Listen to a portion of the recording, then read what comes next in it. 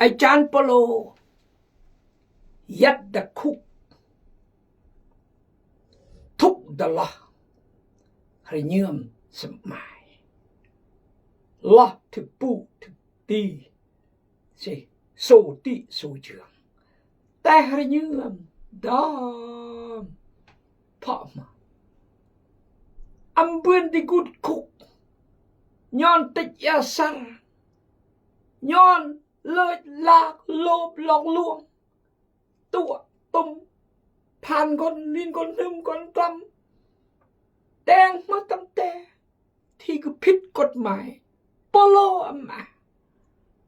ปโลกูดย้อนเราเรื่องพระเยซูพระเอ็มกูก็มุ่งรอมพระเอ็มกูก็มุ่งรอมแล้วนออริโอยิบกรึบเสคุกแต่อำทุกข์เรียมเพราะมาเรียมบริสุทธิ์เรียมพุทธพองเรียมเลือเรียมอัปเจ้าพระวิญญาณบริสุทธิ์ยัดอยู่เกิดพระเจ้ายัดอยู่เกิดทูตสวรรค์ยัดอยู่เกิดประจำล้อเกิดก็เด่นก็พระคำที่โอบกำลังสอนพี่น้องขี้ก็กอดเอเมนฮาเลลูยานี่คืออาจารย์ปโลอาจารย์อีและอีเดเมื่ออาจารย์แบบเมื่ออาจารย์แบบนี้แบบปโลหรือแบบสอกเบอร์สอกมาเตอร์เบอร์เตอร์เตลอย่าโหยอดหนึ่งลากหลอกลวงตัวต้มต่างประเทศเบือนกายให้เบอร์กายมาเดเซตคุณหั่งคุณมีแบบกี่บ่หรือ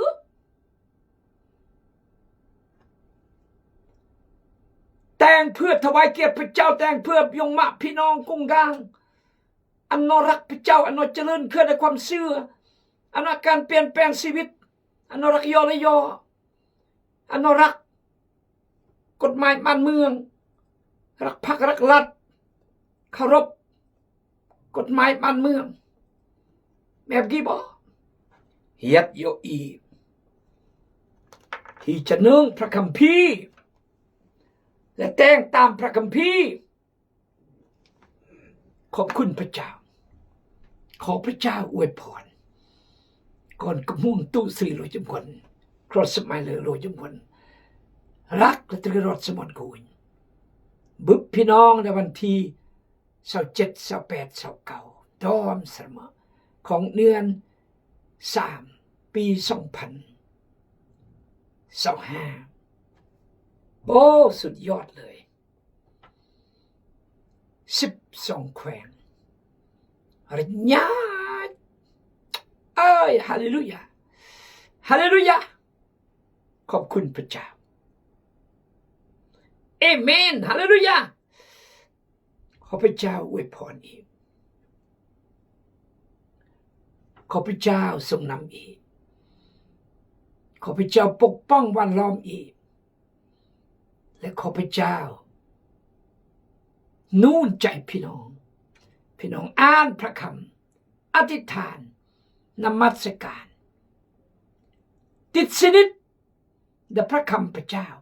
ติดสนิทกับการอ้อนวอนติดสนิทกับการรับใช้พระเจ้าติดสนิทกับการถวายเพราะพระเจ้าเมื่อพระเจ้าแห่งความรักความจริงความสัตย์ซื่อความเลิศความบริสุทธิ์ความยุติธรรมและความเสียสละเมื่อพระเจ้าทอมเราอยู่ยอมเสียสละห้ามเพื่ออีกเอเมนฮาเลลูยาสองกังแขนเมื่ออ่อนอีจะบุบความรักเด็กพระเจ้าขอพระเจ้าอวยพรโลดจำนวน Bolam peleyat, egang plek reyat, สุขภาพร่างกาย kenal เรียกพระเจ้า ขอพระเจ้าเสริมกำลังฮาเลลูยาปโลลาดมabang gon ประกาศนั่นก็คือประกาศโดยการทกเที่ยงยอประกาศมักใหญ่ไฟสูงประกาศด้วยอำวังเลอและมาความรักและก็มาหัวใจเยื่อมรักนี่คืออาจารย์ปุโลขอพระเจ้าเมตตาอีกร้อยจำร้อยจำคนขอพระเจ้าเสริมกำลังจะอ่านพระคัมภีร์ถ้าอย่างนั้นแล้วจะเป็นประการใดถึงแม้ว่าเขาจะประกาศด้วยอย่างใดก็ตามจะเป็นด้วยการแกล้งเฮ็ดหรือจริงใจก็ดีแต่เขาก็ยังประกาศแต่เขาก็ยังประกาศเรื่องพระคริสต์ในการนี้เขาก็มีความยินดีและคงจะมีความยินดีต่อไปเพราะเขาฮู้ว่าย้อนคำภาวนาอธิษฐานของพวกเจ้าและความช่วยสู้ที่ได้รับจากพระวิญญาณของพระเยซูคริสต์เจ้าสิ่งเหล่านั้นจะปลดปล่อยเฮา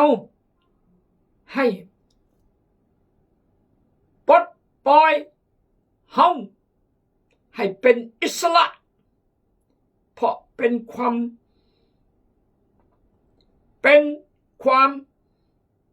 มณะ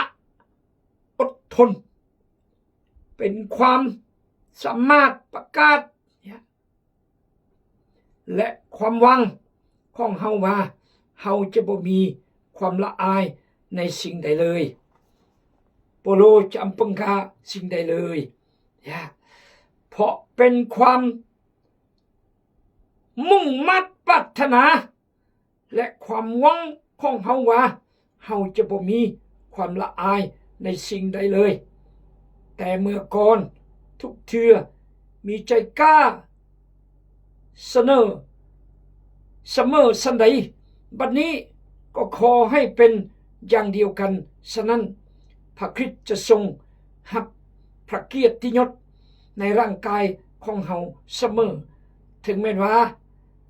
เฮาจะมีชีวิตอยู่หรือตายก็ตามเพราะว่าถ้ามีชีวิตพระคริสต์เป็นชีวิตนั้น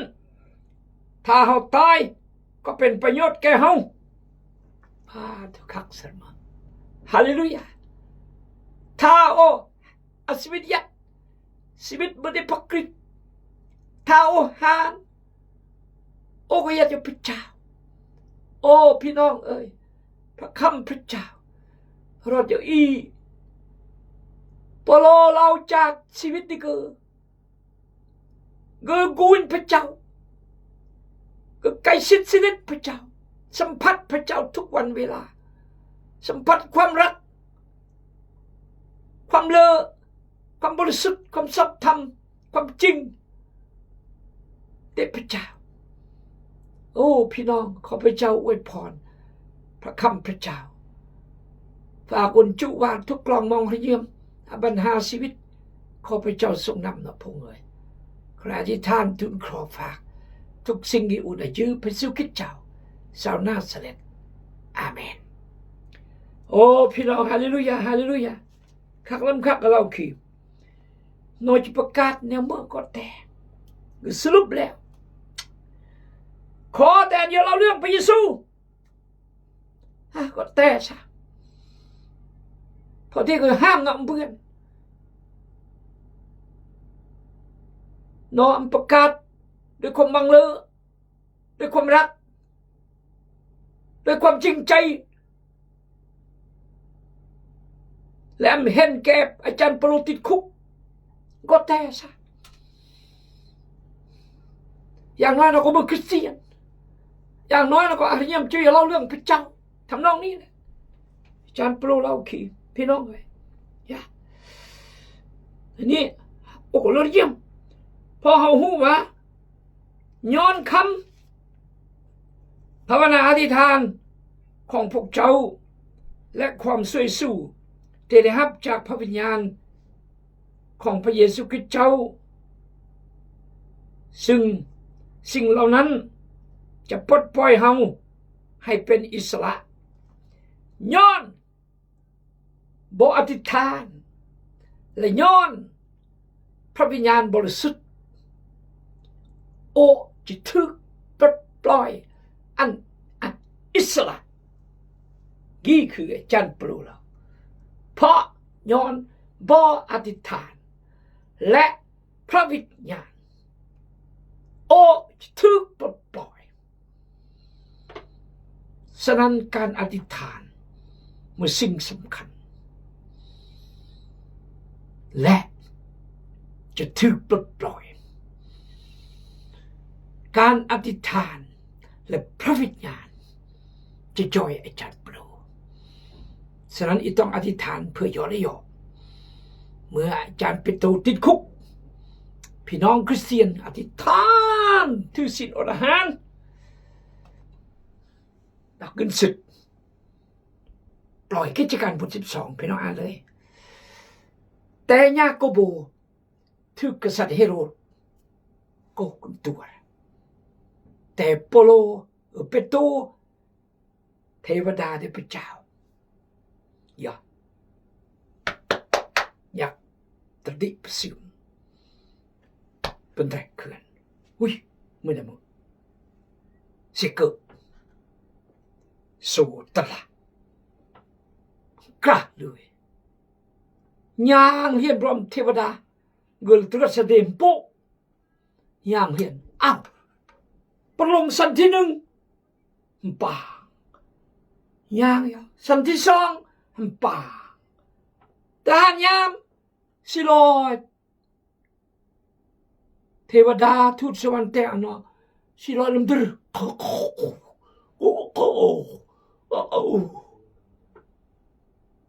หลังจากนี้เรียนจากพุกแล้วทูตสวรรค์ดูจากปิโตแล้วปิโตย่างกายตะกางพี่น้องที่อธิษฐานนับประลงกนใส่ได้เมียงเสียงนี่เราละมั้งปางกลางแน่น่าน้ำปางงอได้เราอยู่พี่น้องเอ้ยพี่น้องเสียงมันเป็นตู้เลยนับประลงเฮ้ยงอไอ้ได้ไอ้ดูคนได้ปางอย่างโอ้ยมึงจันเป็นตู้โอ้ตัวโอ้ยอัศจรรย์เทวดาได้พระเจ้าทรงเทวดาอย่าป้างประลงยักcái trẻ tị cái trẻ trưởng cửa xích bằng xe ăn cầm bảng sâu bộ này lại bangประลงbộ này tang ăn ta hàn xích lội polo peto พื้นมาเลยป้าหนูบอกเดียวเลยตื่นเต้นนอธิษฐานพระเจ้าปลดปล่อยเปโตมาเปโตถึกปลดปล่อยนอกไอ้อริยเลยอำซื่อสมุเสียงเปโตเพราะน้องคิดโอ้ก็จะเลือดเสื้อดีจะปล่อยนะก็มั้งสุดท้ายหมดเสมอเปโตรบอกดีพี่น้องตะทอดถอยพี่น้องตะน้อยใจพี่น้องตะงอตังเกลือพี่น้องจงเชื่อมั่นพี่น้องจงรักพระเจ้าพี่น้องซื่อกับพระเจ้าเมื่อรังมันจริงทุกสวรรค์พระเจ้าป้าก็ได้เลี้ยงกายคิดเกินอันบอกบอกพี่น้องไว้จำคนนะแล้วจะดูอย่างไรบ้างเป็นตัวก็ดูอย่างเราจะสวดรอดกำหนดที่กษัตริย์เฮโรดจะผ่านเป็นตัวสั่งกุญยาเปลี่ยนพวกตำรวจพลิดูรวย bersalah sót gái bút mới nè mà bố chừng lôi cái liền thăng thang xe cái che tí cái che dương lẹ song săn cáiสัตว์เฮโรดสั่งผ่านลุยพี่น้องจิผ่านไปตูแต่กลับกับผ่านตำรวจพี่น้องพระเจ้าแต่งเพื่อนบื้อ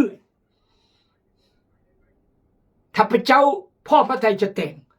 แต่ถ้าเมื่อก็ปล่อยอันยากกบูหานแต่กลับกายปล่อยไปตูเพราะไปตูอันตะหอยเวียกยากกบูหอยแล้วเวียกยากกบูมาอ้ายโยฮันหอยเวียกแล้วกายสวรรค์เกียรติโอตะหนึ่งสมัยห้องเพลงดอมเปโตน้องจิบุบติดคุกติดคาถึกปุถึกวุดสุดท้ายก็ห่านหุงเฮ้ยพี่น้องผู้รับใช้พระเจ้าอย่างนี้ yes ขอพระเจ้าทรงนำเอาละย้อนบ่อธิษฐานสถานการอธิษฐานด้วยความซื่อพลังอธิษฐานด้วยความซื่อความจริงจื้อความรักความสัตย์ซื่อเกิดผลเกิดแปลกกระรังเกิดอมกระตอนขอพระเจ้าทรงนำฮาเลลูยาขอบคุณพระเจ้า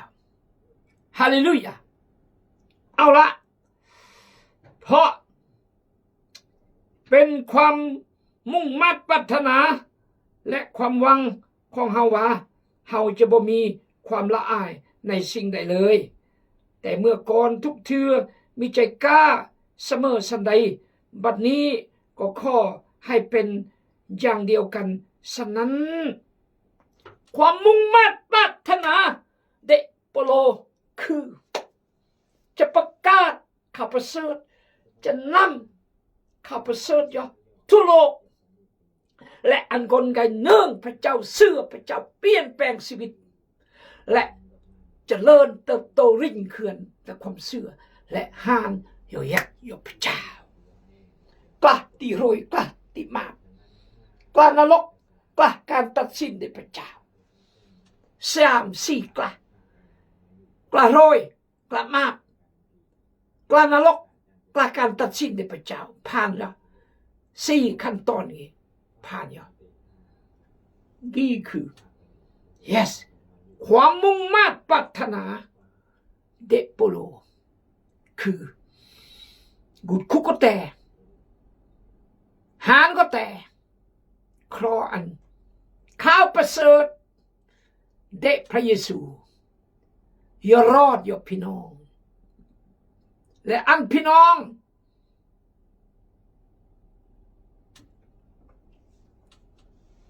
ก็เชื่อพระเยซูและเกิดการเปลี่ยนแปลงชีวิตเอเมนขอพระเจ้าเมตตาความหวังของเฮาว่าเฮาจะบ่มีความละอายในสิ่งใดเลยแต่เมื่อก่อนทุกเทื่อมีใจกล้าเสมอสันใดบัดนี้ก็ขอให้เป็นอย่างเดียวกันฉะนั้นพระคริสต์จะทรงรับพระเกียรติยศในร่างกายของเฮาเสมอถึงแม้เฮาจะมีชีวิตอยู่หรือตายก็ตามเป้าหมายในโปโลอีกหน่วยแนวก็คือชีวิตเกิดจะหาเลือดคลอนพระเจ้ารับเกียรติและอันพระเจ้าพ่อให้ยืมและอันพระเจ้าซื่นจือนี่คือความตั้งใจมุ่งมั่นปรารถนาได้คือ1อันคน หนึ่งพระเจ้าเสื่อพระเจ้าดึงพระเจ้าเปลี่ยนแปลงชีวิตและอันชีวิตก็เบื่อที่ประกาศเบื่อที่นำคนเสื่อพระเจ้าและเจริญริ่งความเสื่อได้พระเจ้าเอเมนฮาเลลูยาเอเมนฮาเลลูยาต่อยอดเราดึงเกิดเพราะว่าถ้าเขามีชีวิตพระคริสต์เป็นชีวิตนั้นความหมายเนี่ยมั้งถ้าโอนอาชีวิตพระคริสต์เป็นชีวิตนั้นความหมายเนี่ยก็มั้งแสดงว่าชีวิตโอไม่ได้พระคริสต์เหมือนเล็กกำบราหน้าเบียสิทธิ์จะอันเปรียงสรกอกกระนูสีพรวงและเกลก็เบียสิทธิ์จะสรกอกยกกระนูจมขึ้นเมื่อบังที่อเมริกำบราดีแบบนี้ปโลไม่ได้พระคริสต์ก็เบียสิทธิ์อำนาจตลอดก็เองแต่ละได้กูชีวิตได้กูตีเยืองได้กูตอนนั้นระเมยมัดมุกสมองทุกสิ่งเมื่อเด็กพระเจ้าฉะนั้นก็จึงเล่าขี่ถ้าโออาชีวิตพระคริสต์เมื่อชีวิตกันนี้เฮ้ยถ้าโออาชีวิตพระคริสต์เมื่อชีวิตกันนี้คือเมื่อเด็กกูบีมันที่โอทำนองนี้แหละโอมาชีวิตที่โอตัวอย่างเราเมื่อถ้าเขาตายก็เป็นประโยชน์แก่เขาพูดนะพอมันได้พระคริสต์ห่างก็ไม่ได้พระคริสต์เรือก็ไม่ได้พระคริสต์ก็เลยเกิดประโยชน์ยัดก็เกิดประโยชน์หางก็เกิดประโยชน์ยัดก็เกิดประโยชน์หางก็เกิดประโยชน์มักบัดชีวิตเองยัดก็เปิดประโยชน์หางก็เปิดประโยชน์ยัดก็สอกหาลงโทษลงโพยปัญหาต่างๆสร้างแต่แนวอำเลือหางก็เปิดประโยชน์เพราะยัดตะคุกยัดนรกอวิจีเมื่อละมาอีเดจมงคลแมบก็มาจมงคลยัดก็ไม่ได้พระคริสต์หางก็เกิดประโยชน์เพราะเจ้ายัดยกพระเจ้าพระเจ้าก็ที่ต้อนรับสรกออดอมมัดทุกกำจัดเอเมนฮาเลลูยาออดอมมัดทุกกำจัดสรรเสริญพระเจ้าอีจมงคลแมบก็มาประเภทก็มายัดก็เอามาได้พระคริสต์อาชีวิตยัดมาได้กำราก็น่าเอามาคอยก่อนนึ่มคนกันอาชีวิตยัดจะประโยชน์อันก้อนอันครอบครัวเด็กก็ปือหานก็ปือประโยชน์ครอมือสกีพี่น้องยังว่าเราขี้แต่ในชีวิตอีเมอแบบนี้ยัดก็ไม่ได้พระคริสต์หานก็เกิดประโยชน์ขอพระเจ้าอวยพรถ้าเราตายก็เป็นประโยชน์แก่เราถ้าเรายังมีชีวิตอยู่ในร่างกายนี้เราก็จะดำเนินภารกิจให้เกิดประโยชน์ตื่มเพราะฉะนั้นเราจึงบ่แน่ใจว่าจะเลือกเอาทางใดดีนั่นอุยยัดก็ไม่ได้พระคริสต์และเกิดผลอย่าได้พระเจ้ามาดอมเจ็บม้วนโอ้ก็เลยเป็นอะไรจะแต่งก็บ้าอะไรกี่กูจะแต่งกูมั้งถ้ายัดพี่น้องเกิดประโยชน์ เกิดประโยชน์อันพี่น้องที่หานยอยัดพระเจ้าสกีกาจากยอยอีเดยัดเกิดประโยชน์บ่อันกำพร้าก่อนเดอันคริสตจักรเดอันพี่น้องเดยงมาพี่น้องขอพระเจ้าเมตตาอันอีมือไม่คนยัดเกิดประโยชน์หานก็ยัดพระเจ้าขอพระเจ้าอวยพรยัง2-3 รอบเจ้าอวยพรอาเมน